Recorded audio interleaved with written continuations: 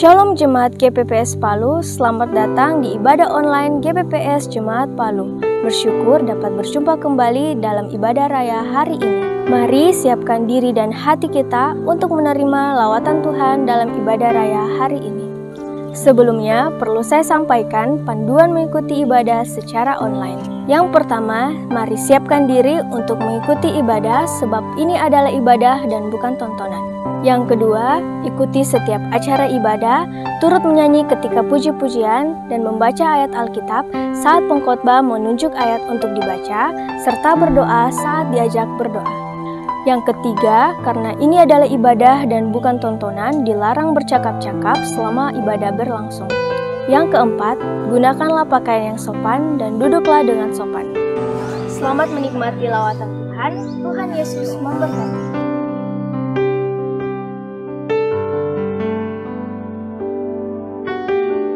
Shalom. Shalom. Sekali lagi shalom. Shalom. Sering di pagi hari kita berikan tepuk tangan dan sorak-sorai yang terbaik bagi Tuhan kita. Dia adalah Allah yang agung. Dia adalah Allah yang dahsyat. Dia adalah juru selamat bagi kita semua. Dan mari jemaat yang dikasihi Tuhan, siapkan hati kita untuk kita boleh masuk dalam hadirat Tuhan saat pagi hari ini. Mari bersama-sama kita masuk dalam ruang maha kudusnya Allah dan membawa segala korban syukur kita yang terbaik bagi Tuhan. Ini kami di hadapan-Mu ya Tuhan. Kami sungguh kagum akan setiap karya kasih-Mu dalam hidup kami. Engkau Allah yang sekali-kali tidak pernah meninggalkan kami. Engkau Allah yang selalu ada bagi kami. Engkau Allah yang sangat peduli bagi kami ya Tuhan. Kami bersyukur menjadi milik-Mu Bapa. Kami sungguh bangga menjadi milik-Mu ya Tuhan.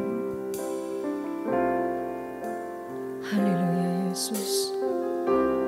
Ku kagum akan Engkau, Kau Raja yang mulia, terindah, termegah, pujianku berikan.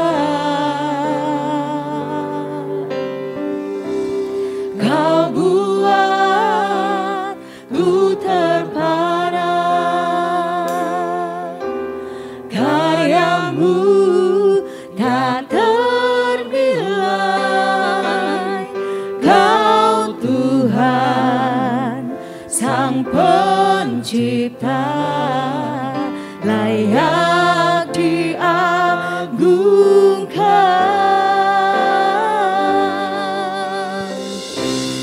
mulia Kau mulia, Kaulah Raja atas semesta.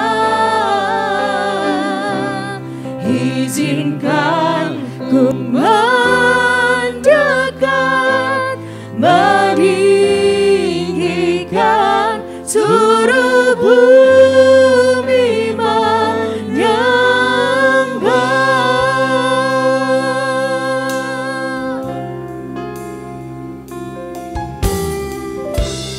Ku kagum akan Engkau,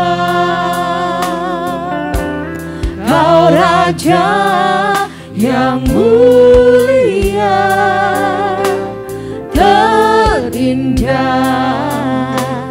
termegah, pujianku berikan. Kau buat ku terpana, karya-Mu tak ternilai. Kau Tuhan Sang Pencipta, layak diagungkan.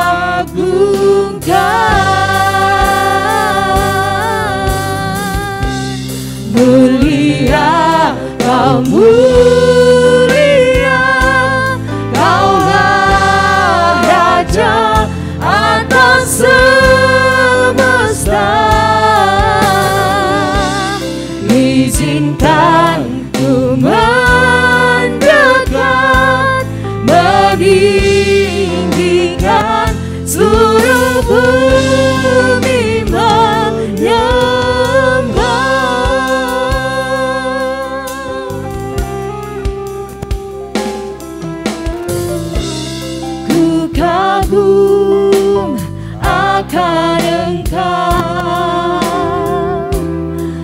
Kau Raja yang mulia, terindah,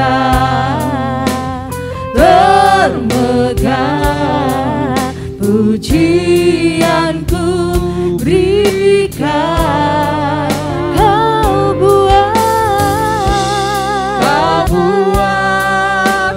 ku terpana, karyamu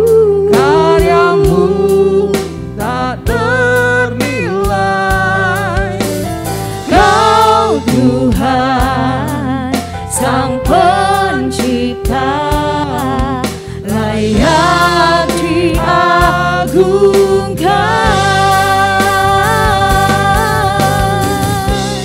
Mulia, Kau mulia, Kaulah Raja atas semesta. Izinkan ku mendekat, meninggikan seluruh bumi menyembah.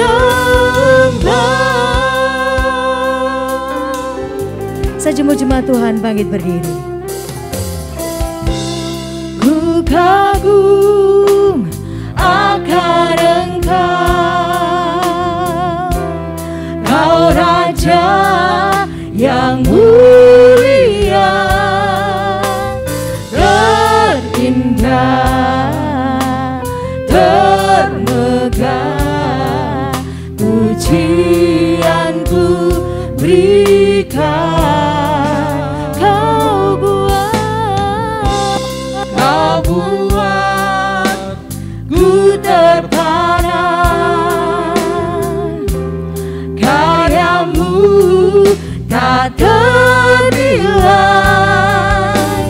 Kau Tuhan Sang Pencipta, layak diagungkan.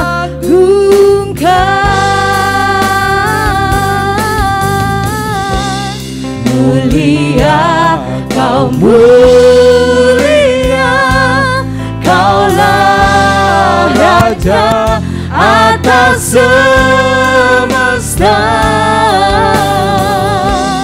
Izinkan ku mendekat, meninggikan seluruh bumi menyembah.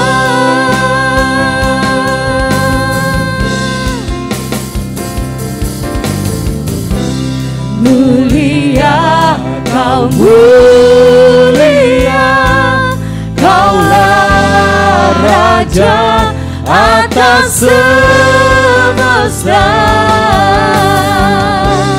Izinkan ku mendekat, meninggikan seluruh bumi menyembah.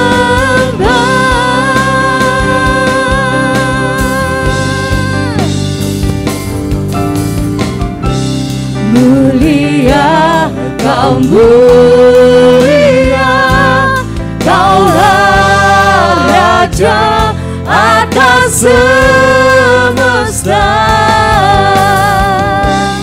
Izinkan ku mendekat, meninggikan seluruh bumi menyembah.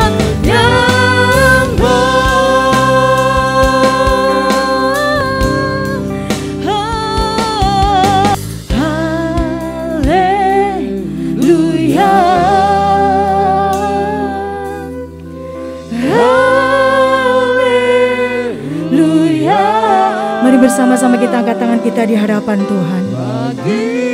Mari bawa korban syukur kita yang terbaik bagi Tuhan saat pagi hari ini. Sebab hanya Dia Allah yang layak untuk disembah. Hanya Dia Allah yang layak ditinggikan. Hanya Dia Allah yang layak diagungkan.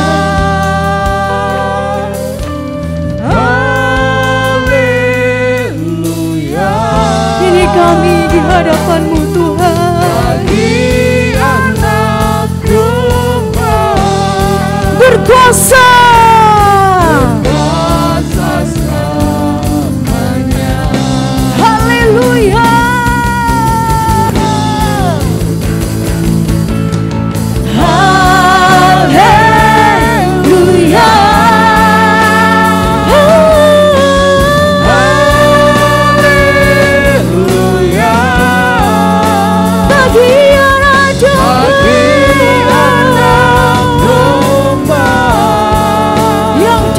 duduk di tahta.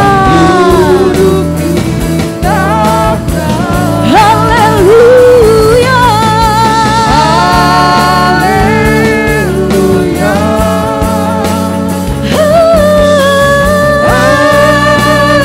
Haleluya. Bagi anak domba berkuasa selamanya, berkuasa selamanya. Sekali katakan haleluya. Haleluya.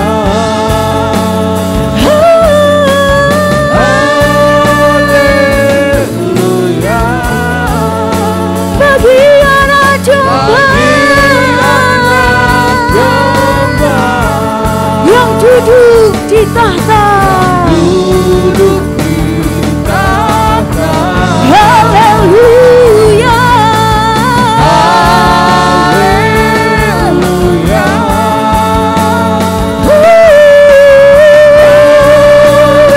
Haleluya. Bagi anak domba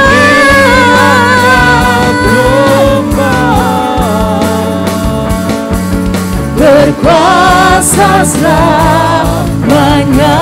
Bagi anak domba, bagi anak domba, hanya bagi anak domba. Bagi anak domba. Sekali katakan hanya bagi anak domba.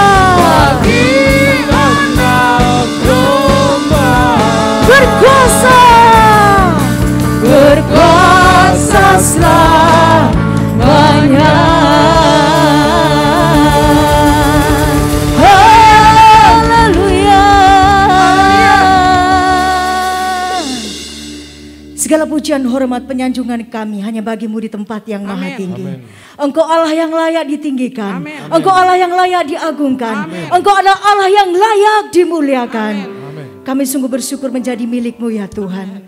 Dan segala rancangan kuasa kegelapan dalam bentuk apapun, lewat apapun dan dari manapun datangnya, yang coba-coba mengganggu ibadah kami saat pagi hari ini, sesuai dengan hak otoritas iman yang Kau berikan kepada kami, kami berseru memanggil nama Tuhan. Di dalam nama Tuhan Yesus Kristus, kami ikat patahkan, hancurkan semuanya di dalam nama Tuhan Yesus Kristus.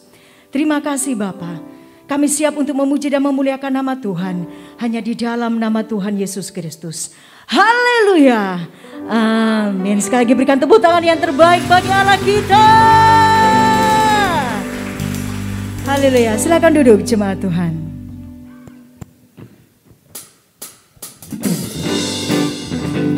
Dia adalah penebus bagi kita semua. Dia adalah juru selamat bagi kita semuanya.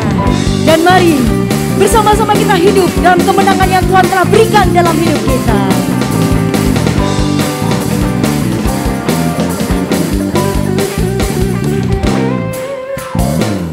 Ku tahu Dia penolongku, darahnya hapus dosaku. Ku yakin, ku yakin. Dia angkat deritaku, sembuhkan sakitku. Ku yakin, ku yakin. Ku angkat banjir, oh Kau telah menang atas maut. Dia penebusku, Dia hiduplah. Dia penebusku, Dia hiduplah.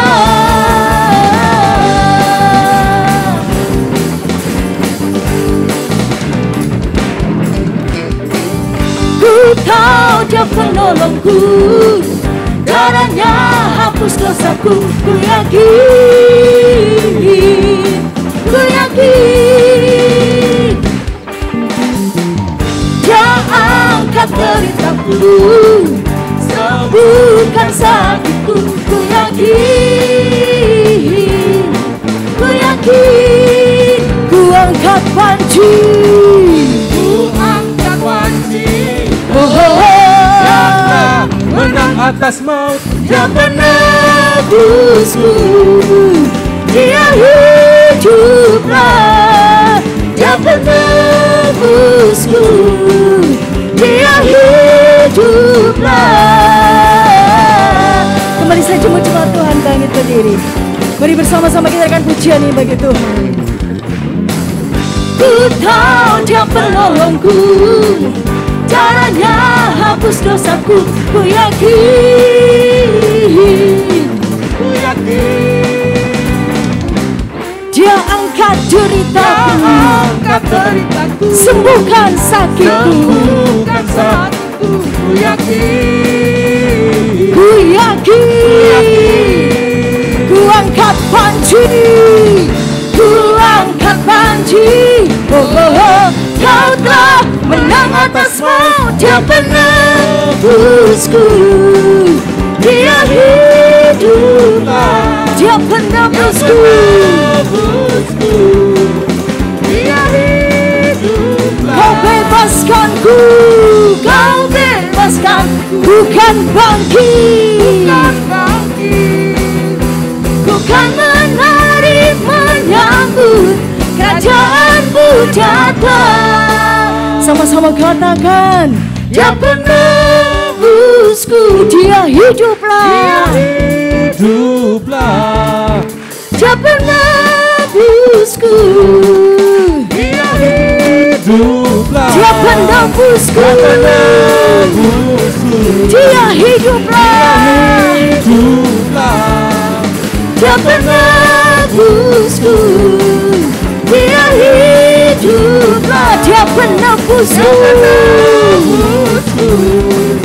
Dia hiduplah. Dia penebusku, Dia hiduplah.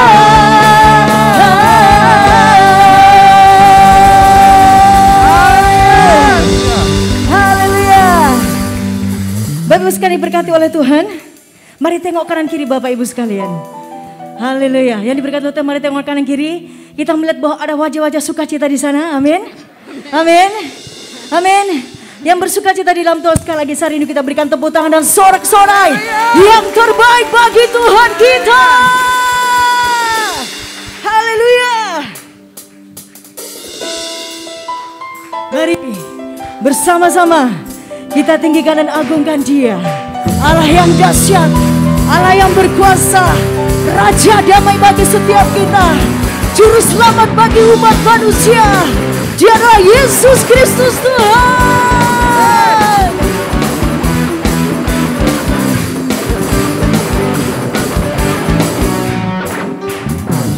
Tuhan Engkau hadir, kuasa-Nya mengalir, melawat setiap hati kami.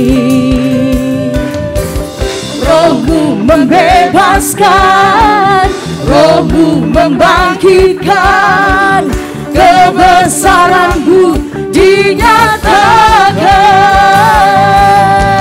diselamatkan untuk menyembah. Datanglah kerajaan-Mu di dunia, di hadapan tata-Mu seluruh jiwa menyatu, nyanyikan pujian senada dengan surga.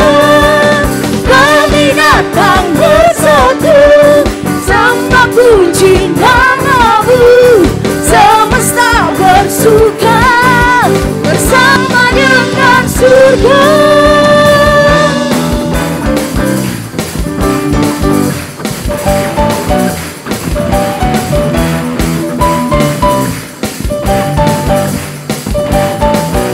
Katakan, Tuhan Engkau hadir, kuasa-Nya mengalir, melawat setiap hati kami. Roh-Mu membebaskan, Roh-Mu membangkitkan, kebesaran-Mu dinyatakan, diselamatkan untuk menyembah.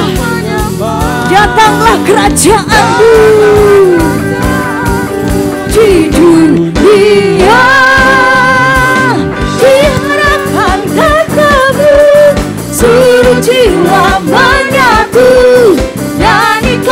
pujian, senada dengan surga. Kami datang bersatu, semua puji nama-Mu. Semesta bersuka bersama dengan surga. Mari Bapak Ibu sekalian, kita bertepuk tangan di atas kepala semua.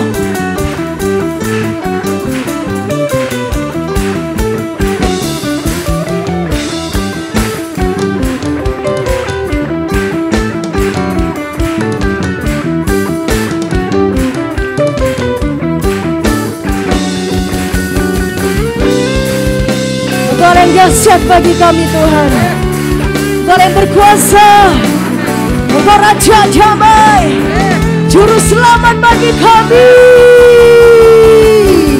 Di hadapan tatamu, seluruh jiwa menyatu, nyanyikan pujian, senada dengan surga. Kami datang bersatu, sembah puji nama-Mu. Semesta bersuka bersama dengan surga. Di hadapan tahta-Mu, seluruh jiwa menyatu, nyanyikan pujian, senada dengan surga. Sembah puji nama-Mu. Semesta bersuka bersama dengan surga.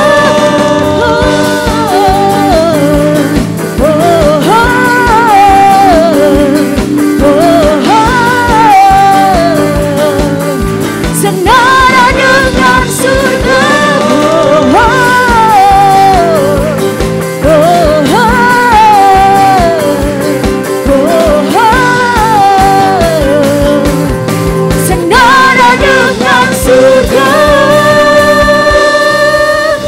Mari berikan tepuk tangan terbaik lebih lagi bagi Raja kita. Mari bersama-sama kita siapkan hati kita untuk kita boleh masuk dalam hadirat Tuhan.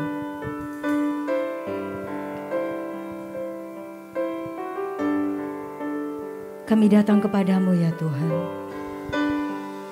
menaikkan segala ucapan syukur kami yang terbaik hanya bagi-Mu. Sebab karena salib-Mu kami hidup, dan hanya karena salib-Mu kami berkemenangan di dalam Engkau. Terima kasih buat karya-Mu Bapa. Haleluya Yesus Tuhan. Kami sungguh bersyukur. Hanya Kau Tuhan di hidupku. Kau berikan hidup yang baru. Darah-Mu menyucikan, pulihkan hatiku. Ku nyatakan Kaulah segalanya. Engkaulah sumber pengharapan. Kuasa-Mu sanggup menyembuhkan. Jiwaku pun berserah hanya kepadamu. Yesus, Kaulah segalanya. Karena salib-Mu ku hidup. Karena salib-Mu ku menang. Engkau yang berkuasa, sanggup untuk melakukan mukjizat-Mu di hidupku.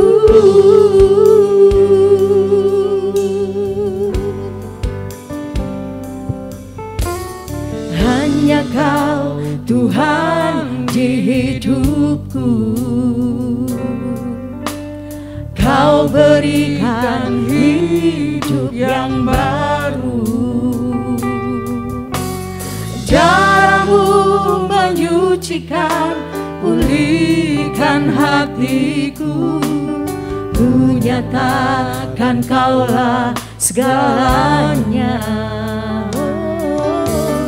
Engkaulah sumber pengharapan, kuasa-Mu sanggup menyembuhkan. Jiwaku pun berserah hanya kepadamu. Yesus, Kaulah segalanya. Karena salib-Mu ku hidup, karena salib-Mu ku menang. Engkau yang berkuasa, sanggup untuk melakukan mukjizat. Karena salib-Mu, karena salib-Mu ku hidup, karena salib-Mu ku menang. Engkau yang berkuasa, sanggup untuk melakukan mukjizat-Mu di hidupku. Mari bersama-sama kita angkat tangan kita dan katakan, karena salib-Mu ku hidup, karena salib-Mu ku menang. Engkau yang berkuasa, sanggup untuk melakukan mukjizat-Mu. Karena salib-Mu, karena salib-Mu ku hidup, karena salib-Mu ku menang. Engkau yang berkuasa, sanggup untuk melakukan mukjizat-Mu. Engkau yang berkuasa, Engkau yang berkuasa, sanggup. Engkau yang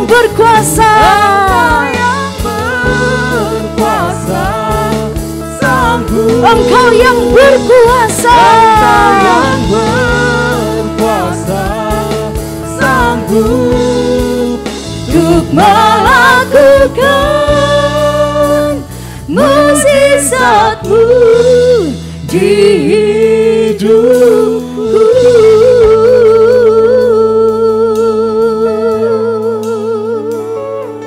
Mari bersama-sama berikan tepuk tangan yang terbaik bagi Tuhan. Engkau yang berkuasa, sanggup Tuhan melakukan banyak perkara dalam hidup kami. Kami bersyukur Allah yang luar biasa seperti Engkau ya Tuhan. Allah yang begitu mengasihi kami. Amin. Dan karena salib-Mu kami ada sampai saat ini ya Amin. Tuhan. Kami bersyukur Tuhan memiliki Allah yang luar biasa seperti Engkau. Amin. Pada pagi hari ini ya Tuhan, kami rindu mendengarkan kebenaran firman-Mu. Biarlah Engkau berbicara kepada kami semua pribadi lepas pribadi ya Tuhan. Amin. Tidak satu pun yang Tuhan lewatkan pada pagi hari ini. Biarlah kami yang hadir dan mengikuti ibadah ini Tuhan, boleh mengalami perjumpaan secara pribadi dengan kuasa firman-Mu. Amin. Biarlah ya Tuhan Engkau mengurapi hamba-Mu yang Engkau percayakan menyampaikan kebenaran-Mu bagi kami semua. Biarlah hikmat dan urapan yang baru turun atas hamba-Mu, sehingga setiap perkataan yang keluar dari bibir mulut hamba-Mu adalah perkataan-perkataan yang diurapi oleh Tuhan. Amin. Terima kasih ya Tuhan, terima kasih. Kami juga mengikat segala bentuk kuasa kegelapan dalam bentuk apapun juga yang mencoba mengganggu sepanjang pemberitaan firman Tuhan. yang mencoba merampas taburan benih firman Tuhan dalam hati kami, yang mencoba membangun benteng-benteng yang menentang pengenalan akan Engkau.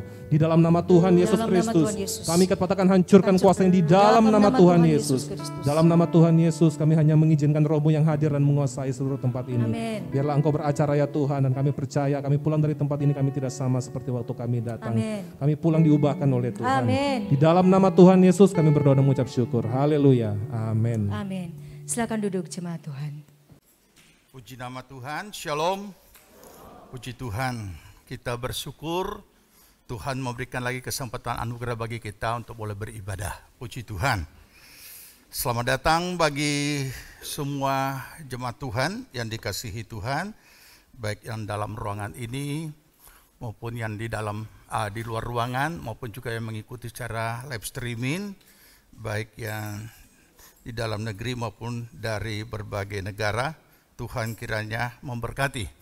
Terima kasih Tuhan Yesus kiranya memberkati kita dalam ibadah kita, dan juga selamat datang bagi saudara yang baru pertama kali hadir dalam ibadah di tempat ini. Kiranya Tuhan Yesus memberkati, dan sebentar kita juga akan doakan bila ada yang baru pertama kali hadir supaya kita bisa saling mengenal satu dengan yang lain. Kami mohon tidak keberatan, boleh berdiri sebentar, baik yang di dalam yang di luar ada. Ya, puji Tuhan, selamat datang, selamat datang. Ya, selamat ulang tahun bagi yang saya sebutkan namanya yang hadir, silakan berdiri. Ezekiel Ferdi Tatnang, Ni Wayan Sukartini, Yeni Kumala, Tessa Angela Maramis, Jun Eli Sumakul. Ada yang hadir? Ya, puji Tuhan. Di luar ada? Karena ada yang namanya di sini, di luar ada ya. Oke, baik, kita berdoa. Terima kasih Bapa di sorga bagi kehadiran saudara-saudara kami yang untuk pertama kali beribadah pada pagi hari ini. Tuhan, tilik apa yang menjadi pergumulan dan kerinduan hati mereka, buka jalan campur tangan, Tuhan mengadakan segala perkara, terlebih keselamatan daripada-Mu menjadi bahagian mereka. Terpujilah nama Tuhan, berkati pribadi, rumah tangga, keluarga, usaha, pekerjaan, pelayanan, dan pertumbuhan rohani mereka. Tuhan memberkati, dan biar seluruh rancangan Allah tergenapi dalam hidup mereka. Bersama dengan saudara-saudara kami yang berulang tahun, kami datang mengucap syukur. Terima kasih Bapa untuk tambahan usia yang sudah karuniakan, biar ini membawa mereka semakin memahami makna kehidupan mereka sebagai orang percaya. Berkati pribadi, rumah tangga, keluarga, usaha, pekerjaan, pelayanan, dan pertumbuhan rohani mereka, dan biarlah semuanya mencapai rancangan Allah. Pertolongan, perlindungan dari segala yang jahat, apapun bentuknya, dari manapun datangnya. Dalam nama Tuhan Yesus kami ikapatakan, hancurkan semuanya. Dan berkat Allah turun atas mereka di dalam nama Tuhan Yesus Kristus. Amin. Amin. Puji Tuhan. Mari saudara yang kasih Tuhan, kita buka Alkitab kita masing-masing. Kita baca Galatia pasal yang ke-5. Galatia pasal 5 ayat 25. Sudah itu kita pindah dalam Filipi pasal yang pertama. Galatia pasal 5 ayat 25. Jika sudah temukan, mari kita sambut firman Tuhan dan kita akan baca. Mari kita baca. Jikalau kita hidup oleh Roh, baiklah hidup kita juga dipimpin oleh Roh. Filipi 1 ayat 27. Pembacaan berikut Filipi 1 ayat 27. Sudah dapat? Kita baca. Hanya hendaklah hidupmu berpadanan dengan Injil Kristus, supaya apabila aku datang aku melihat, dan apabila aku tidak datang aku mendengar, bahwa kamu teguh berdiri dalam satu roh, dan sehati sejiwa berjuang untuk iman yang timbul dari berita Injil. Amin. Puji Tuhan. Silakan duduk.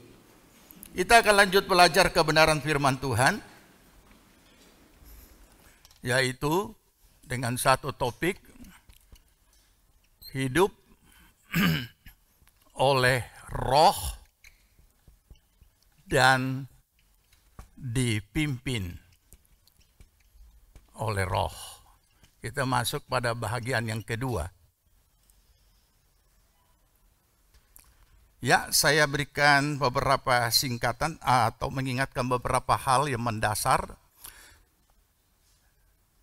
Kita tahu kebenaran firman Tuhan telah menetapkan bahwa setelah saudara dan saya sudah menjadi orang percaya, ya, kita tidak bicara lagi orang berdosa ya, tapi orang percaya karena anugerah Allah telah merubah status kita. Barang siapa yang percaya tidak binasa melainkan beroleh hidup yang kekal. Dan mulai saat itu status kita dirubah oleh Tuhan, bukan lagi orang berdosa tapi anak Tuhan, orang percaya, pengikut Kristus, murid Kristus, orang benar karena dibenarkan. Dan itulah yang kita alami pada saat kita terima Yesus, kita mengalami lahir baru. Apa yang Tuhan tetapkan? Tuhan tetapkan bagi kita satu kebenaran yang harus mutlak kita jalani. Setelah kita sudah lahir baru, setelah saudara dan saya sudah menjadi orang percaya. Tuhan menetapkan kebenaran itu karena walaupun kita sudah lahir baru, sudah jadi orang percaya, kita masih manusia lahiriah yang hidup di dunia ini. Di dalam menjalani kehidupan kita. Sampai kepada kita kemudian selesai di dunia ini dan dipanggil pulang ke rumah Bapa dan masuk dalam kerajaan sorga. Ini tidak masalah. Ini yang menjadi masalah. Sementara hidup di dunia sekarang ini seperti saudara dan saya yang sedang kita jalani. Ini yang bermasalah. Makanya perlu selalu diingat, kita orang percaya iman yang ada di dalam manusia lahiriah dan manusia lahiriah yang memiliki iman dalam Kristus. Jadi tidak lepas daripada manusia lahiriah. Itu sebabnya Tuhan memberikan ketetapan baru. Apa yang Tuhan berikan dalam ketetapan baru bagi orang yang sudah lahir baru, ini masa lalu ya, yaitu hidup oleh iman. Yaitu hidup oleh roh, tidak ada bedanya. Kecuali iman hanya diartikan hanyalah sebatas jawaban doa seperti yang ada di mimbar-mimbar gereja. Sehingga pengalaman iman orang percaya menjadi orang Kristen hanya pengalaman doa yang dikabulkan. Padahal iman bukan sepicik atau sesempit itu. Tetapi ditetapkan hidup oleh iman. Orang benar akan hidup oleh iman. Berarti kita menjalani hidup kita bukan lagi dengan cara yang lama. Cara yang lama itu apa? Semua dikendalikan oleh unsur jiwa. Apa itu yang ada dalam jiwa? Kehendak sendiri, pikiran sendiri, perasaan sendiri. Ini dikatakan dalam Roma pasal 8. Ini tidak pernah takluk kepada hukum Allah. Artinya, kalau kita sudah jadi orang percaya, masih mau hidup dengan cara yang lama, kita tidak akan pernah dapat berhasil hidup kita berpadanan dengan Injil Kristus. Seperti yang kita baca tadi, dalam Filipi 1 ayat 27. Makanya di dalam ayat itu, ditulis, berjuang untuk iman yang timbul dari berita Injil. Pertanyaannya, apalagi yang kita perjuangkan? Berjuang untuk masuk surga? Oh salah. Karena surga sudah diberikan, cuma belum masuk. Karena kita belum mati. Jadi apa yang diperjuangkan? Ini yang diperjuangkan. Yang sekarang ini yang sedang kita hidup belum mati ini. Kenapa? Karena dalam kita menjalani hidup kita akan diperhadapkan dengan berbagai realita. hidup kita. Nah, inilah yang menjadi masalah. Oleh karena itu di dalam Roma pasal 8 sangat jelas bahwa siapa yang hidup menurut daging, dia tidak akan dapat melakukan kehendak roh. Hidup menurut keinginan roh tidak akan melakukan daging, otomatis dengan sendirinya. Tapi bagaimana kita bisa hidup oleh roh dalam manusia lahiriah? Nah, inilah masalahnya di sini yang seringkali tidak diungkapkan. Bagaimana? Pertanyaannya, bagaimana bisa kita manusia lahiriah hidup oleh roh? Oh, sangat bisa. Tidak mungkin Tuhan berfirman kalau kita tidak bisa lakukan. Cuma kita yang tidak mau. Tidak mau dengan tidak bisa beda. Kenapa? Karena secara format alamiah, setiap manusia lahiriah dimotori pergerakan hidupnya dalam segala hal oleh unsur jiwa, bukan roh. Makanya manusia cuma pakai rohnya bernapas. Tuhan tidak mau kita cuma pakai itu roh bernapas. Tapi dialah yang harus menguasai dan mengendalikan dan menuntun dan memimpin kehidupan kita. Makanya dikatakan hidup oleh roh dipimpin roh. Jadi kalau kita, apalagi bagi kita kalangan kita yang sudah dipenuhi Roh Kudus, sangat bisa dipimpin oleh roh, tapi kita tidak. Kita cuma mau berbahasa roh sampai di situ. Apalagi kita ditakut-takuti kalau tidak bahasa roh tidak terangkat. Kalau Tuhan datang. Nah, ini masalahnya. Padahal ini sangat berbahaya.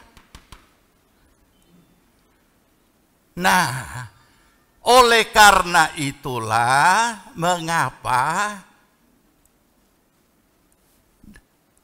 diutuslah penolong, yaitu Roh Kudus sebagai roh penolong, sebagai penolong. Supaya apa? Supaya kita bisa ditolong, punya kemampuan melakukan firman. Tapi yang diajar gereja tabalik. Kalau sudah penuh Roh Kudus, so beres semua itu.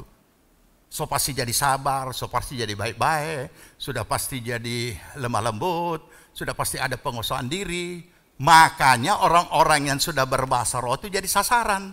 Ketika ditemukan ternyata masih banyak orang yang penuh bahasa, yang sudah berbahasa roh tidak bisa kendalikan diri. Tidak ada penguasaan diri, tidak ada kesabaran, tidak ada kasih, tidak ada dan lain-lain sebagainya. Kita jadi sasaran. Kenapa? Karena penolong Roh Kudus itu menolong kita. Kalau mau ditolong, kalau tidak mau ditolong ya tidak.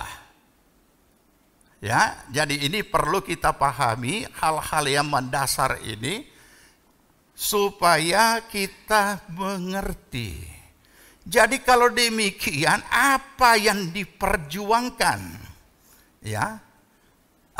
Iman apa yang diperjuangkan? Inilah perjuangan iman. Inilah. Dan jangan lupa penolong itu untuk kita, pribadi kita. Pribadi kita. Kenapa? Karena saya hapus dulu ya. Karena di dalam segala hal sebenarnya konteks oknum pribadi orang percaya itulah yang fokus daripada segala apa yang menjadi pergumulan. Tapi anehnya kita membuang apa yang fokus pada diri, tapi kita buang keluar dan mengarahkan kepada persoalan. Jadi begini. Nah, ini masalah. Ini realita hidup.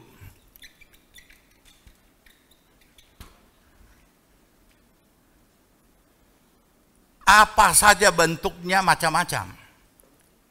Siapa yang hadapi? Oknum pribadi. Apakah Tuhan berurusan dengan masalah? Tidak. Tuhan berurusan dengan kita. Makanya beberapa beberapa nyanyian rohani yang mungkin karena belum mendalaminya secara kebenaran firman, kadangkala menjebak kita. Serahkan kepada Yesus segala persoalanmu.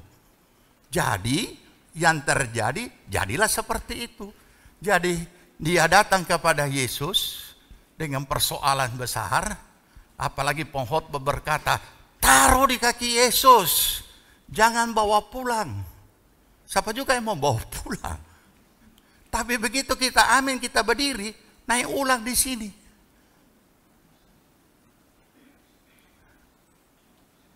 Olehnya, umumnya orang-orang percaya ini cuma menyerahkan persoalannya, tapi tidak menyerahkan dirinya. Sekarang yang mengalami persoalan itu apa? Manusia? Oknum orang? Kalau saudara ada masalah, katakanlah satu masalah yang begitu berat yang saudara alami. Siapa yang alami? Ya oknum diri kan? Jadi siapa yang kuat, siapa yang lemah mengalaminya? Ya oknum diri. Jangan lupa Tuhan tidak berurusan dengan persoalan. Serahkanlah segala persoalan. Loh, bukan. Yang harus serahkan itu dirimu yang punya persoalan, bukan persoalanmu. Karena Tuhan tidak pernah berurusan dengan persoalan. Mau dibuktikan? Ingatlah peristiwa murid-murid di atas perahu yang sedang dilanda angin ribut. Apakah Tuhan tidak mengetahui, tidak tahu kalau ada angin ribut bahwa perahu sudah mau tenggelam? Apakah Tuhan tidak bahasa juga? Alkitab menulis Tuhan juga tampias air. Bahkan dikatakan perahu hampir tenggelam. Apakah Yesus tidak mendengar mereka teriak-teriak? Dengar. Kenapa dia tidak bangun meredakan angin ribut? Ya, karena memang Yesus tidak bisa dibangunkan dengan angin ribut. Kapan Yesus bangun? Yesus bangun ketika murid-murid berteriak, Tuhan, apakah Engkau biarkan kami binasa? Mendengar suara muridnya, Yesus bangun meredakan angin ribut. Yang membangunkan Yesus bertindak bukan angin ribut. Persoalan apapun saudara yang paling besar sekalipun tidak punya kemampuan membangunkan Tuhan. Selain saudara sendiri yang berseru kepadanya. Jadi oknum diri. Oknum diri. Bukan persoalan yang diserahkan kepada Tuhan. Yang datang itu kita menyerahkan diri. Karena ada banyak pergumulan. Bukan kita serahkan persoalan, Tuhan urus, tapi jangan urus saya. Urus itu. Nah, bukan seperti itu. Ya, oke. Jadi demikian pun penolong. Roh Kudus diutus untuk menolong kita.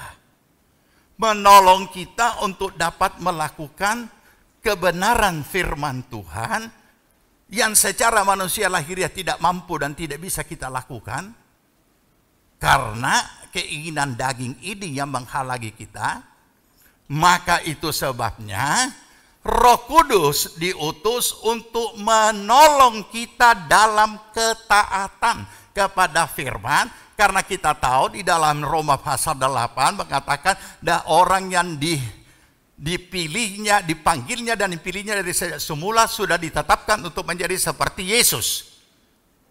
Jadi memang pada saat kita sudah lahir baru, kita dibentuk oleh Tuhan untuk menjadi seperti Yesus. Tuhan adil, Tuhan tahu saudara tidak akan mampu. Makanya diutus penolong. Supaya dalam saat kita dibentuk, diproses, ada Roh Kudus sebagai penolong yang menolong kita. Nah, oleh karena itu mari kita melihat. Masalah yang ada justru sebaliknya. Roh Kudus bukan justru kita menyediakan diri untuk bagaimana rupa Ia menolong kita dan menyerahkan diri untuk ditolong supaya oknum pribadi diri kita ini sampai mencapai kepada rancangan Allah, dibentuk karakter kita, memiliki karakter Kristus, justru Roh Kudus yang roh penolong, kita peralat untuk kepentingan-kepentingan, walaupun kepentingan-kepentingan itu sepertinya berbentuk rohani. Padahal tujuannya itu pribadi kita ini loh.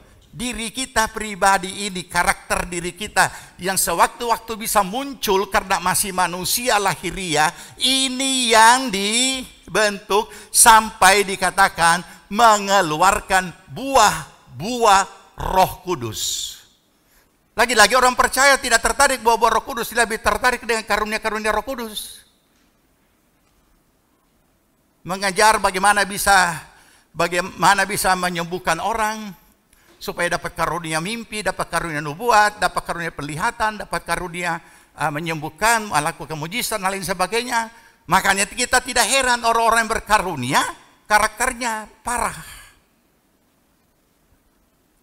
Bagi orang yang tidak mengerti, mereka pikir, kenapa?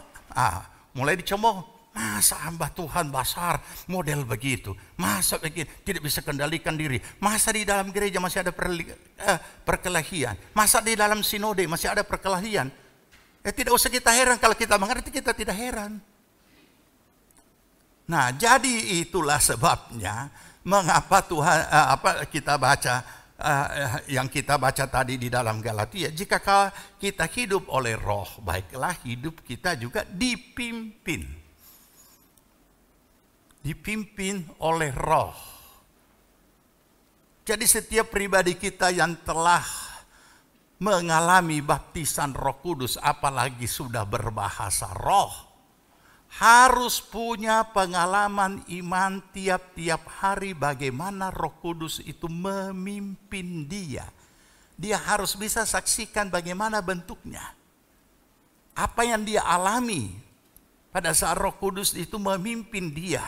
Memimpin ini apa? Memimpin kita melakukan kebenaran. Karena dia, Roh Kudus juga disebut sebagai roh kebenaran. Oke, ya, kita baca dulu. Yudas cuma satu pasal, ayat 3. Nah, di sini akan semakin jelas apa yang kita sedang perjuangkan.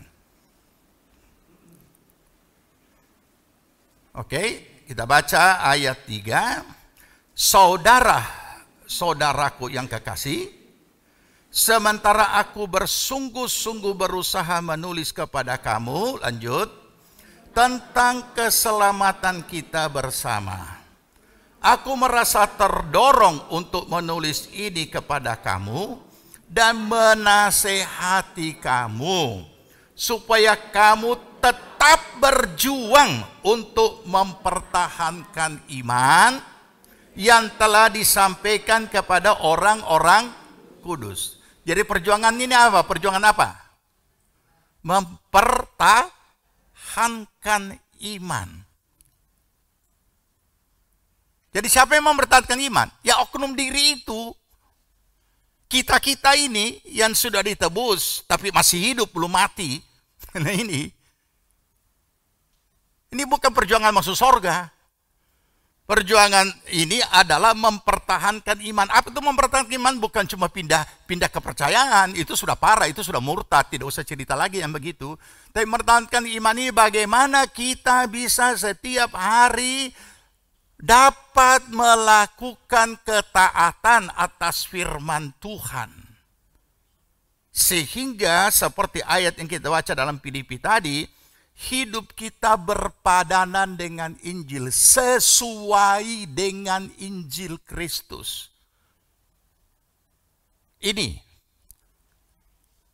Inilah pergumulan iman. Hanya disayangkan tidak semua orang percaya itu mau bergumul dengan iman. Kenapa tidak banyak orang percaya mau bergumul dengan iman? Oleh karena kesalahan mimbar memberitakan tentang iman.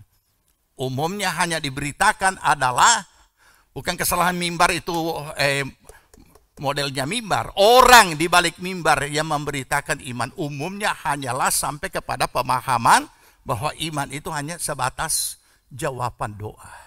Tidak bisa. Iman itu adalah ketaatan tanpa syarat. Dijawab tidak dijawab, pokoknya tetap taat. Bukan masalah urusan hanya sepele, hanya urusan masalah jawaban doa, bukan. Tapi ketaatan di dalam melakukan bukan cuma kehendak Tuhan, perintah Tuhan. Oke. Nah, mari kita melihat satu pergumulan yang dialami oleh Paulus. 2 Korintus pasal 10 ayat 2. 2 Korintus pasal 10 ayat 2. Oke? Kita baca. Aku meminta kepada kamu, jangan kamu memaksa aku untuk menunjukkan keberanianku dari dekat. Sebagaimana aku berniat bertindak keras terhadap orang-orang tertentu yang menyangka bahwa kami hidup secara duniawi. Memang kami masih hidup di dunia, tapi kami tidak berjuang secara duniawi. Karena senjata kami dalam perjuangan bukanlah senjata duniawi, melainkan senjata yang diperlengkapi dengan kuasa Allah yang sanggup untuk meruntuhkan benteng-benteng.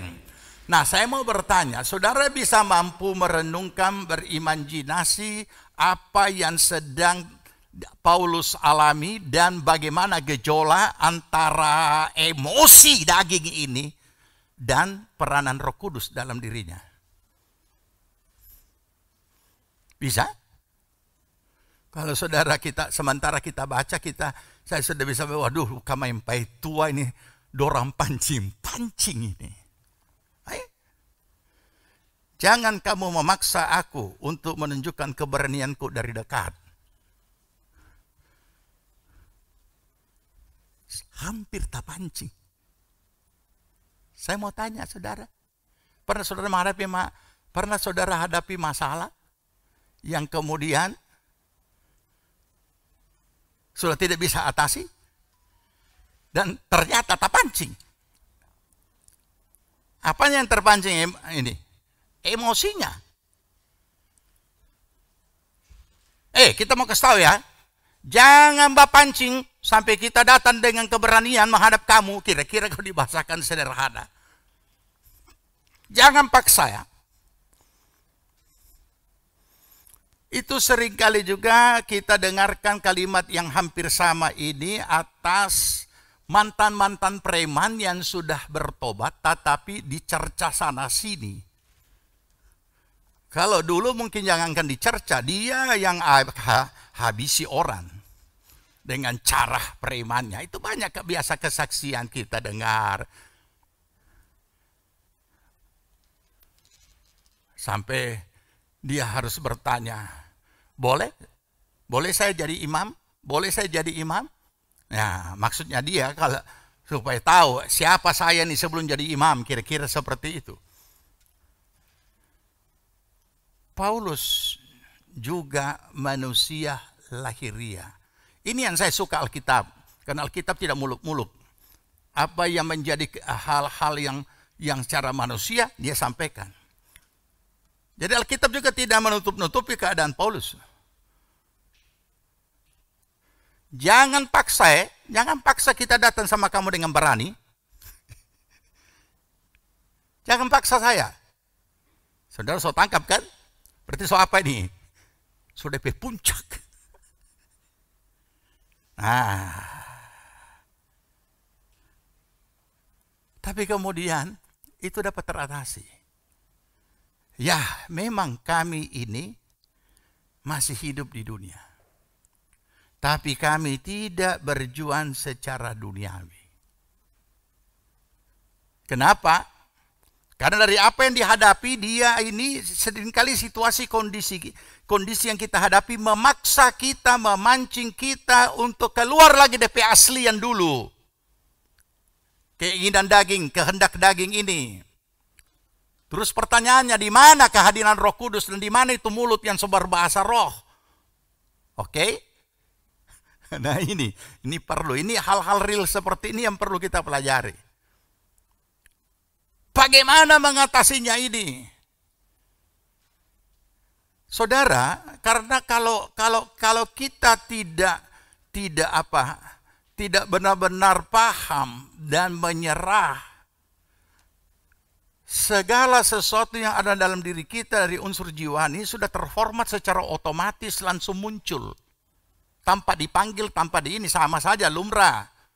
Sama saja secara otomatis. Misalnya begini, orang fitnah kita, otomatis tanpa kita juga mau, tapi dia otomatis secara manusia, dia muncul kejengkelan, muncul kecewa, muncul apa, macam-macam, muncul kemarahan dan lain sebagainya. Jadi sama. Jangan paksa aku ya, untuk menunjukkan keberanianku dari dekat. Tapi cuma sampai di situ. Cuma sampai di situ.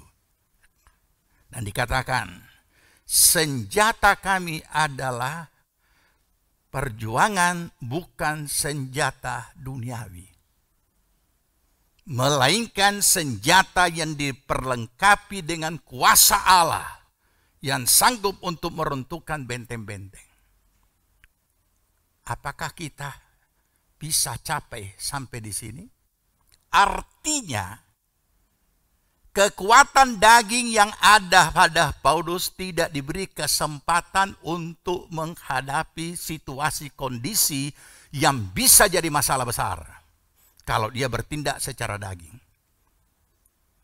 Ya, marilah kita renungkan dengan apa yang kita hadapi hari-hari dalam hidup kita, pribadi, rumah tangga, di dalam usaha, pekerjaan, dalam bersosialisasi atau bergaul dengan orang-orang yang lain, dengan segala apa yang kita hadapi. Nah ini, ya, saudara, kita memang tidak selalu harus memberikan dispensasi ataupun juga hak khusus dan juga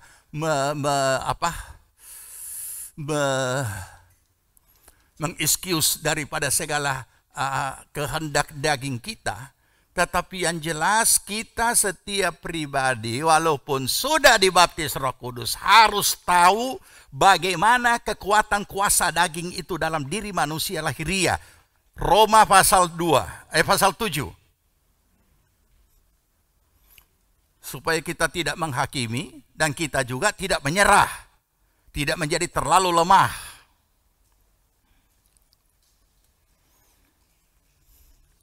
Roma 7 ayat 22. Sudah? Kita baca. Ya, sebab di dalam batinku aku suka akan hukum Allah.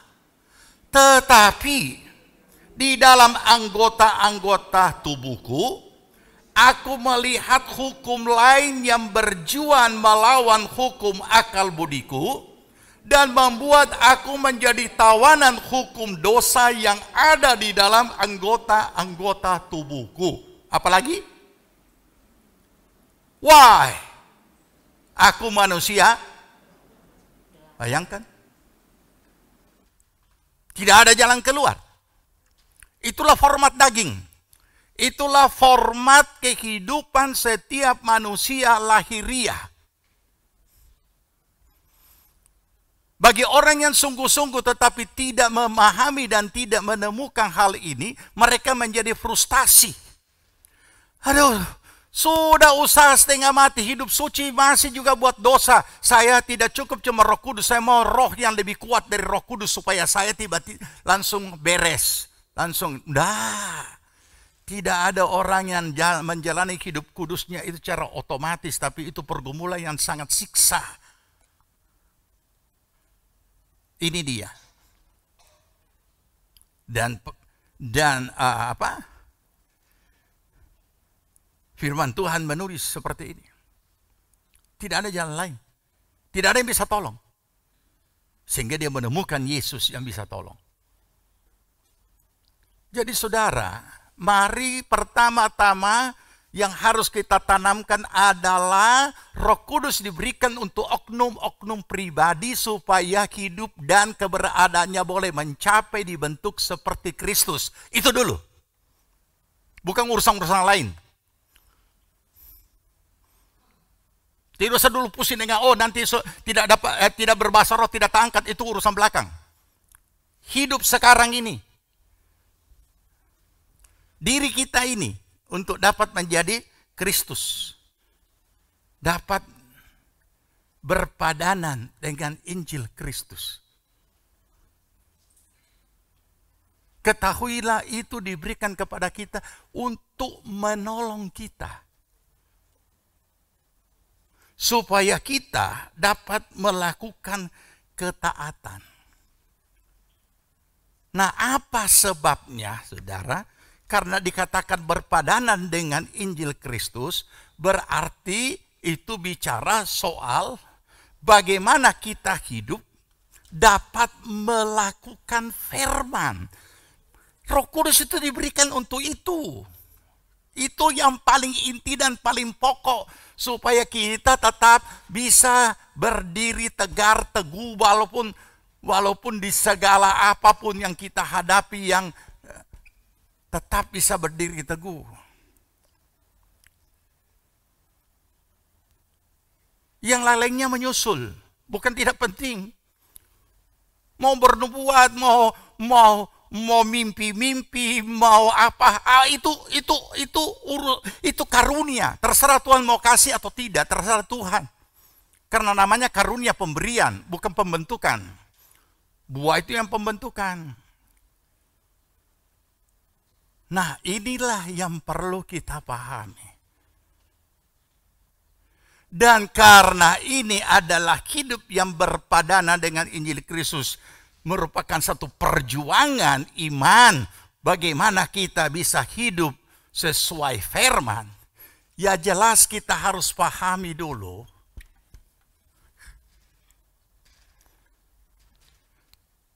peranan firman ini, keterkaitannya dengan kita sebagai orang percaya. Nah, ini juga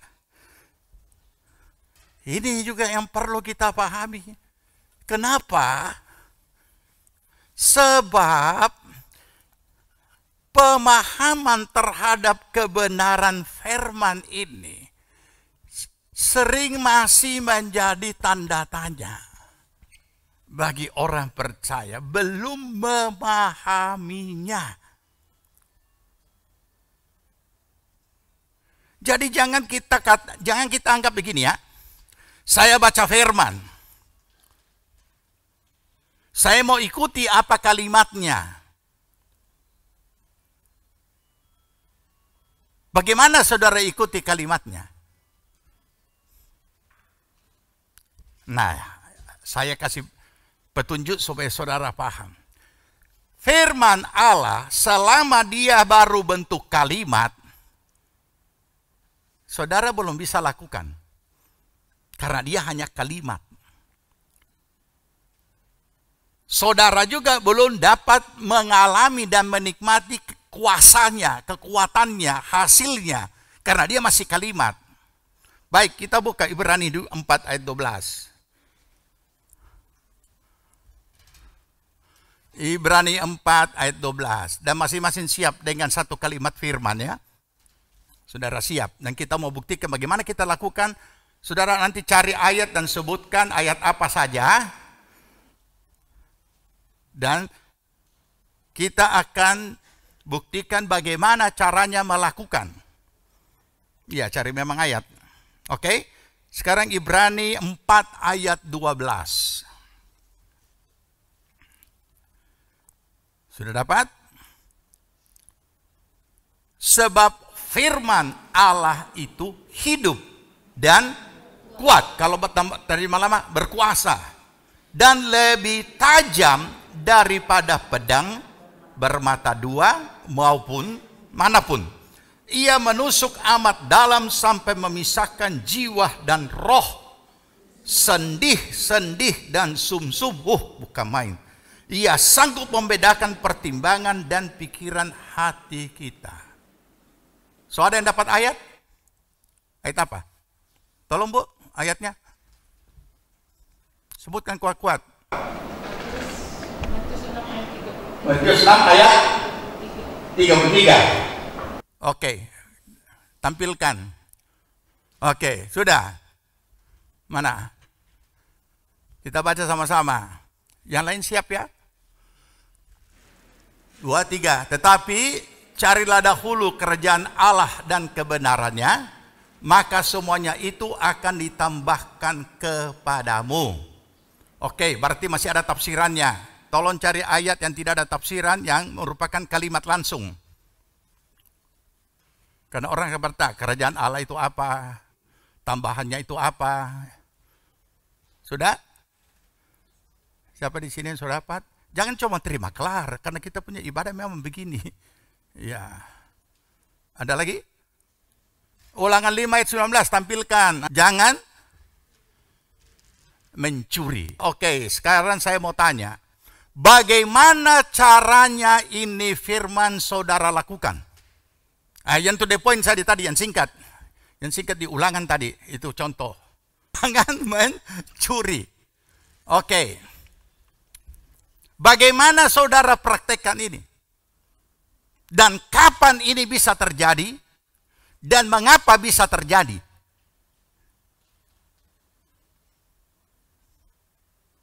Jangan mencuri. Kata jangan menunjukkan apa? Jangan. Berarti orang itu ada apa? Ada apa? Jangan saudara. Berarti saudara ada apa? Ada keinginan kan? Untuk apa? Untuk mencuri. Oke. Nah, nanti saya jelaskan. Supaya saudara pikir, nanti jangan saudara pikir tiba-tiba, inilah pergumulan iman. Jadi jangan saudara pikir ini dengan sendirinya. Pada saat dilakukan, baru dialami kuasa firman itu. Sebelum saudara lakukan, itu tidak ada apa-apanya, cuma kalimat yang bersifat larangan. Jangan. Berarti orang yang dikatakan jangan ini berarti ada kehendak untuk mencuri.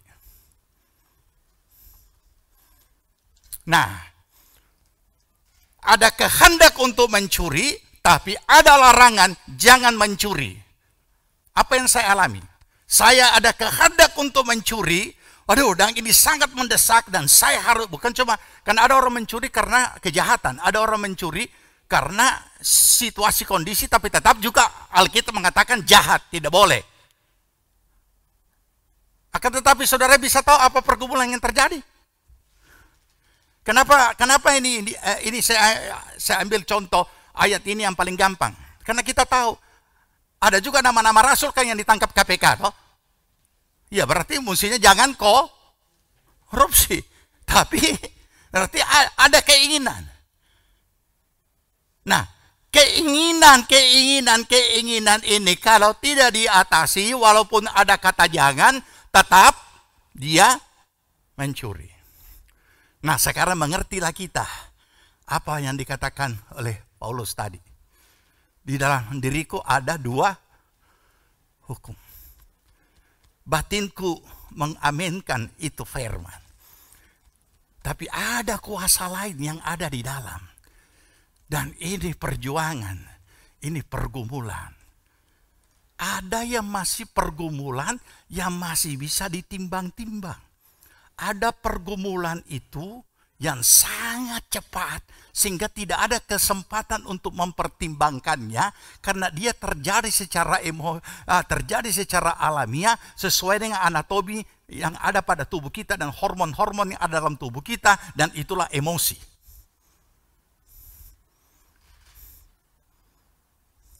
Makanya jangan mencuri, mungkin masih bisa dipertimbangkan untuk tidak mencuri. Tapi emosi itu tidak, hampir-hampir tidak dipertimbangkan. Karena orang-orang terhormat juga ada kalanya dia emosi, habis itu baru dengan tidak malu-malu dia minta maaf. Masih ingat beberapa hari yang lalu siaran televisi seorang bupati yang marah-marah? Hah? Karena bantuan tidak sampai? Masih ada baca, ada dengar, ada ikuti. Tapi kemudian dengan begitu gampang tidak malu-malu dia juga langsung minta maaf kan? Kenapa?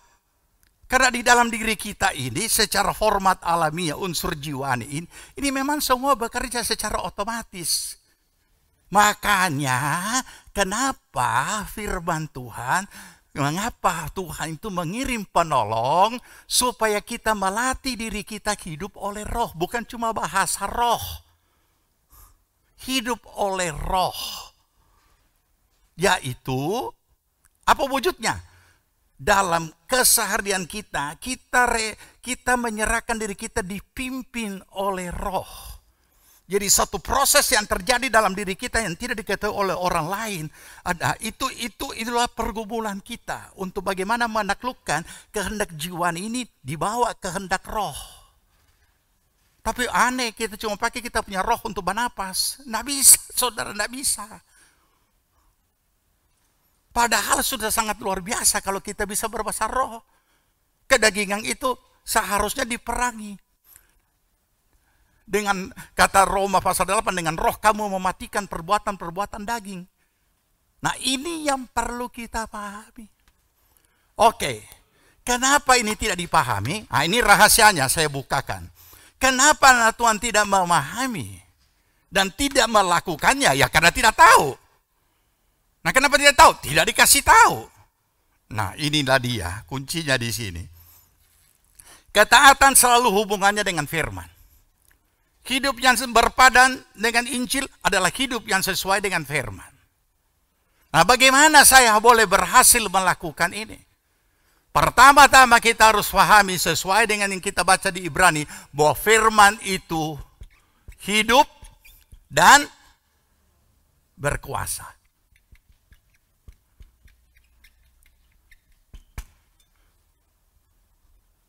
Sayangnya yang diajarkan di gereja dan di mimbar hanya firman berkuasa. Firman hidup tidak. Ini masalah. Ini masalah yang mendasar, merupakan masalah besar. Yang membuat anak Tuhan lumpuh tak berdaya. Karena yang selalu dikumandangkan di mimbar firman berkuasa. Yang selalu dipamerkan dan diperlihatkan firman berkuasa. Orang buta melihat, orang lumpuh berjalan, orang tuli mendengar dan lain sebagainya. Padahal itu bukan pembentukan karakter, itu adalah suatu pekerjaan Tuhan yang luar biasa. Untuk supaya orang dapat mengenal kebesaran Allah dalam kehidupan kita. Kita pribadi harus dapat mengalami dan menikmati bagaimana kebesaran Tuhan yang luar biasa dalam diri kita pribadi di saat bagaimana Tuhan membentuk kita dan dengan pertolongan Roh Kudus kita alami secara real dalam hidup kita sehari-hari bahwa firman Allah itu bukan cuma berkuasa tapi hidup. Ini. Saya bukan kita tidak butuh firman Allah berkuasa, tapi saya mau fokuskan dulu hidup.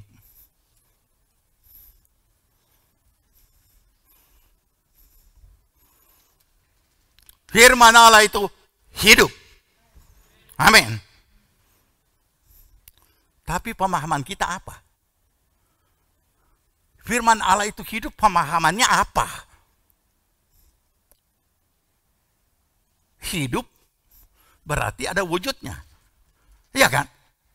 Setiap makhluk yang hidup pasti ada wujudnya. Makhluk yang tidak ada wujudnya apa namanya? Paspok loh. Ya kan? Nah ini masalahnya di sini.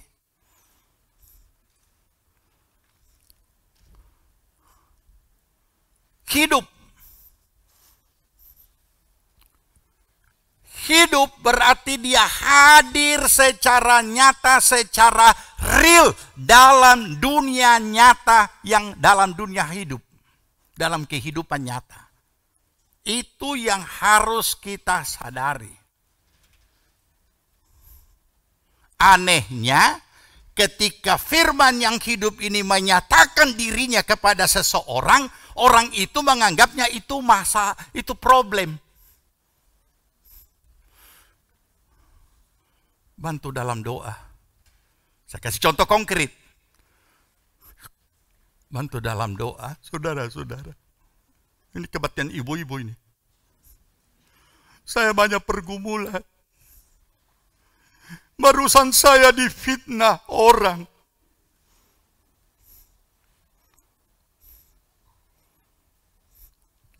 Jadi realita yang dia hadapi adalah apa? Fitnah. Oke? Itu problem toh. Itu realitanya. Itu yang dia alami. Tentu saudara akan kaget kalau saya katakan fitnah. Itu justru kehadiran firman secara nyata dalam bentuk hidup. Bisa nangkap?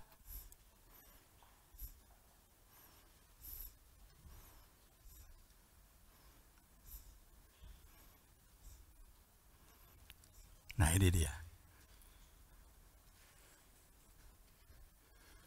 Ada orang tertawa karena difitnah? Ada orang bersuka cita karena difitnah? Ada orang tidak emosi kalau difitnah? Ada orang yang bisa langsung sabar kalau tidak difitnah? Kalau difitnah? Disinilah kita perlu memahaminya sehingga kita dapat memahami apa itu Galatia pasal 5. Mari baca Galatia pasal 5. Oke? Ayat 22.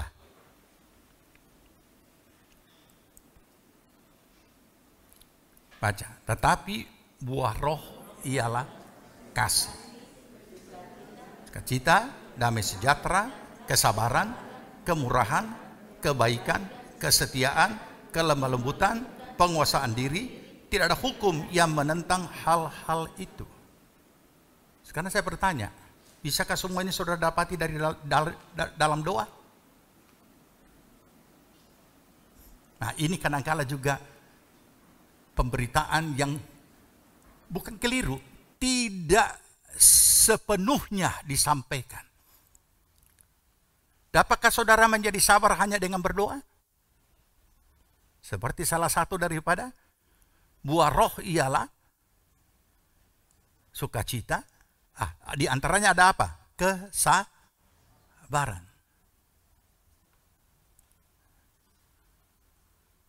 Jangan pernah mengharapkan saudara bisa sabar karena saudara berdoa. Di dalam kamar doa, kita bisa menikmati, aduh saya dengan Tuhan, nikmatnya, enaknya menyembah, memuji Tuhan, jengkel lagi dengan orang yang tiba-tiba bertanya, Ma, berapa harganya ini barang ini? Boleh kurang tidak? Dia bajawat, teman sambung lagi, haleluya. Nah, bukan. Di dalam kamar doa memang sangat nikmat di hadirat Tuhan. Tapi kita tidak bisa menemukan kesabaran di situ. Karena tidak ada masalah di situ. Hanya kita dengan Tuhan. Dan Tuhan tidak pernah bikin jengkel sama kita. Di setiap masuk dalam hadiratnya, kita menikmati luar biasa hadirat Tuhan. Jadi kapan kita memiliki kesabaran? Ingat, ini buah roh. Karena firman Allah itu hidup. Dan namanya buah roh adalah kesabaran. Maka firman Allah ini akan menjelma menjadi hidup. Dan yang kita hadapi adalah peristiwa-peristiwa yang menjengkelkan. Yang membuat kita terpancing. Mau sabar kah? Tidak.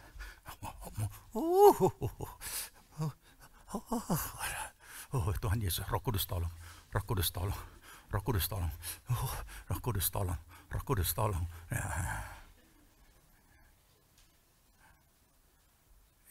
Ini caranya Tuhan membentuk kita. Ini caranya mengalami buah-buah roh.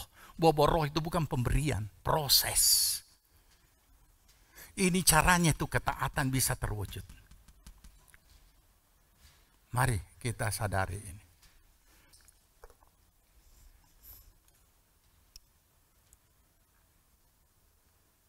Itulah sebabnya firman Allah itu hidup.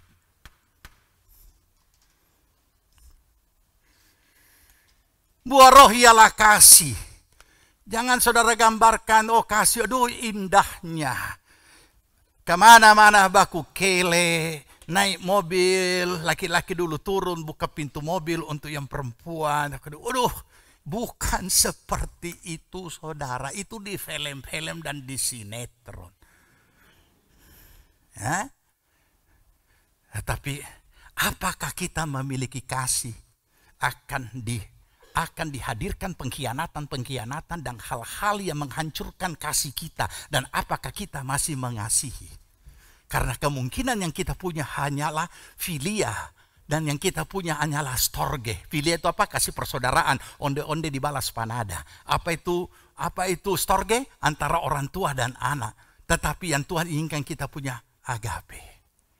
Agape ini kasih yang tak berkesudahan. Kalau ternyata masih tetap mengasihi, berarti ia sudah dapat melakukan ketaatan firman.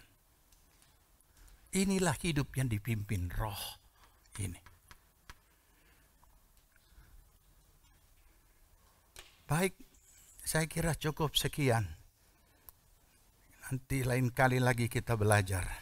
Sekarang kita mau persiapkan hati kita, segala keberadaan kita, diperhadapkan dengan kasih Allah yang dinyatakan di atas bukit Golgota melalui perjamuan kudus di mana Yesus Kristus sudah menyerahkan dirinya bagi kita. Kasih Aku sungguh telah terbukti ketika Dia serahkan anaknya. Kasih Allah mau berkorban bagi kau dan aku. Tak ada kasih seperti kasih-Mu. Bersyukur, bersyukur, bersyukur, bersyukur karena kasih setia. Haleluya Yesus. Ku sembah, ku sembah, ku sembah dan ku sembah. Selama hidupku ku sembah Kau Tuhan. Bersyukur, bersyukur, bersyukur, bersyukur karena kasih setiamu.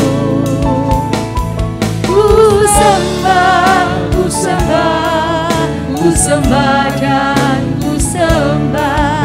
Selama hidupku ku sembah Kau Tuhan. Selama hidupku ku sembah Kau Tuhan. Selama hidupku ku sembah Kau Tuhan. Mari kita mempersiapkan hati kita masing-masing menerima perjamuan kudus. Saya akan menuntun dengan membacakan firman Tuhan untuk kita mempersiapkan diri. Demikianlah firman Tuhan. Barang siapa dengan cara yang tidak layak makan roti atau minum cawan Tuhan, ia berdosa terhadap tubuh dan darah Tuhan. Karena itu hendaklah tiap-tiap orang menguji dirinya sendiri. Dan baru sesudah itu ia makan roti dan minum dari cawan itu. Karena barang siapa makan dan minum tanpa mengakui tubuh Tuhan, ia mendatangkan hukuman atas dirinya. Sebab itu banyak di antara kamu yang lemah dan sakit dan tidak sedikit yang meninggal. Kalau kita menguji diri kita sendiri, hukuman tidak menimpa kita. Makasih Tuhan. Kasih Yesus. Jika saudara telah siap, angkat roti di hadapan hadirat Tuhan. Dengarkan firman Tuhan, saya bacakan. Dan sesudah ia mengucap syukur atasnya, ia memecah-mecahkannya dan berkata, inilah tubuhku yang diserahkan bagi kamu. Perbuatlah ini menjadi peringatan akan daku. Jemaat Tuhan yang dikasihi Tuhan. Bukankah roti yang kita pecah-pecahkan ini adalah persekutuan dalam tubuh Kristus? Amin. Makan dengan percaya di dalam nama Tuhan Yesus Kristus.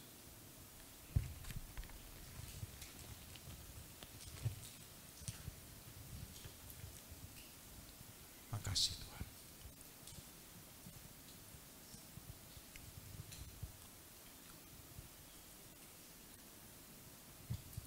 Angkat cawan di hadapan hadiratnya, dengarkan firman Allah. Demikian juga yang mengambil cawan sesudah makan, lalu berkata, cawan ini adalah perjanjian baru yang dimateraikan oleh darahku. Perbuatlah ini setiap kali kamu meminumnya, menjadi peringatan akan daku. Sebab setiap kali kamu makan roti ini dan minum dari cawan ini, kamu memberitakan kematian Tuhan Yesus sampai ia datang kembali. Jemaat Tuhan yang dikasihi Tuhan, bukankah cawan pengucapan syukur yang atasnya kita ucapkan syukur adalah persekutuan di dalam darah Kristus? Amin. Minum dengan percaya, dengan penuh syukur dalam nama Tuhan Yesus.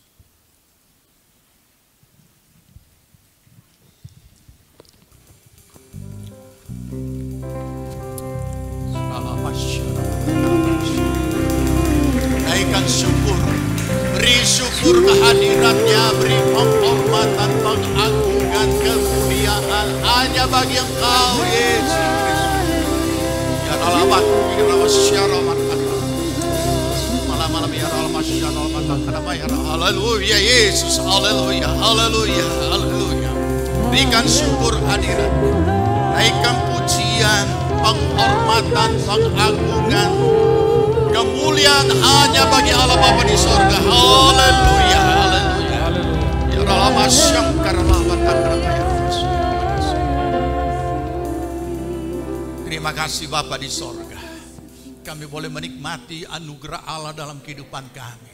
Kami boleh menikmati sebagai anak yang dikasihi oleh Tuhan. Terima kasih untuk keselamatan hidup yang kekal dalam Yesus Kristus Tuhan. Terima kasih Tuhan Yesus untuk pengorbanan-Mu di atas kayu salib dengan darah yang tercurah. Telah menebus kami dari segala dosa. Terima kasih Roh Kudus, Engkau penolong yang diutus untuk menolong kami, untuk kami boleh melakukan ketaatan pada Bapa di sorga. Terima kasih Bapa, berkati setiap pribadi, tilik setiap keberadaan kami, dan kami percaya Tuhan sudah melawat setiap pribadi, dan Tuhan sudah menjamah setiap pribadi. Terpujilah nama Tuhan, berkat Allah turun atas seluruh jemaat Tuhan. Terima kasih Tuhan, pertolongan, penghiburan, kekuatan yang baru, dan kesembuhan ilahi semuanya Tuhan sudah curahkan, dan Tuhan berkati. Terima kasih Bapa di sorga. Terpujilah nama Tuhan. Terima kasih untuk ibadah kami pada pagi hari ini. Tuhan memberkati setiap jemaat-Mu yang sudah hadir. Tuhan memberkati mereka yang sudah melayani Engkau dengan segenap hati mereka. Memberkati juga bangsa, negara, pemerintah kami, presiden dan wakilnya, dan seluruh pemerintahan tingkat pusat, provinsi, kabupaten, kecamatan, kelurahan, dan semua desa dan dusun-dusun semuanya. Tuhan memberkati seluruh aparat dengan roh hikmat, akal budi, dan roh takut akan Allah. Terima kasih Tuhan, pertolongan juga Tuhan bagi semua petugas medis dan tenaga medis, agar supaya mereka dapat melaksanakan segala apa yang telah dipercayakan pada mereka. Tuhan, pertolongan, perlindungan atas mereka semuanya. Engkau memberkati juga akan bagian keamanan TNI dan Polri semuanya Tuhan. Setiap pribadi yang sudah mendedikasikan hidup mereka untuk negeri kami, Tuhan memberkati pribadi maupun keluarga mereka. Terima kasih Bapa, memberkati tempat di mana kami juga boleh beribadah di sini Tuhan. Kembalikan dengan limpah berkat-Mu, dan juga setiap jemaat Tuhan yang telah ambil bagian baik dalam pembangunan, berpartisipasi apapun bentuknya, Tuhan memberkati dengan berlipat kali ganda. Terpuji nama Tuhan. Terima kasih Bapa. Jemaat Tuhan yang dikasihi Tuhan, terimalah berkat damai sejahtera dari Tuhan Yesus Kristus, kecintaan Allah Bapa dan dalam persekutuan Roh-Nya yang kudus adalah kiranya tinggal menyertai kita sekalian. Dibuatnya kita hidup bijaksana. Amin. Sehingga berhasillah segala apa yang kita kerjakan sampai berkelimpahan. Amin. Dari sekarang sampai Tuhan Yesus datang kembali. Amin. Amin. Ibadah kita telah selesai. Kami berdoa agar saudara dapat diberkati dalam ibadah raya hari ini. Selamat hari Minggu, tetap berjaga, berdoa, dan bekerja. Tuhan Yesus memberkati.